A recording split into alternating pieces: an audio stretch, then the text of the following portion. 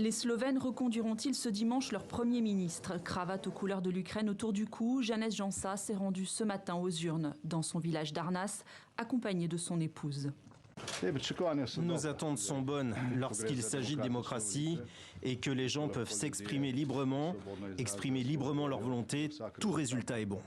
Le conservateur est au coude à coude avec son adversaire, le candidat libéral Robert Golob, un ex-entrepreneur dans l'énergie solaire reconverti à la politique. Personne ne peut rester en dessous du seuil de pauvreté. Aujourd'hui, il y a beaucoup trop de Slovènes dans ce cas.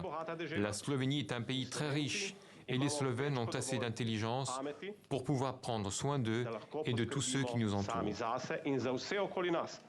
À la tête du mouvement pour la liberté, Robert Golob incarne le désir de changement d'une partie des Slovènes, en particulier parmi les couches urbaines de la capitale. Nous attendons un retour à la démocratie. Nous voulons la liberté. Nous voulons une normalisation dans notre pays, une vie meilleure, l'état de droit et de meilleures conditions de travail pour tous les citoyens.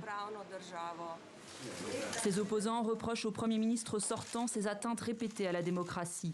Janez Janša est accusé de copier le style autoritaire de son homologue hongrois, Viktor Orbán. Depuis son arrivée à la tête du gouvernement en mars 2020, plusieurs décisions ont entaché son mandat, notamment celle de suspendre les fonds publics de l'agence de presse nationale, un média jugé trop critique au goût du pouvoir. 3 points séparent les deux formations dans les sondages. Les électeurs sont divisés, sauf sur un sujet. Dans cette nation issue de l'ex-Yougoslavie, le soutien à l'Ukraine fait l'unanimité. Mi-mars, Janez Janša fut l'un des premiers dirigeants à se rendre à Kiev.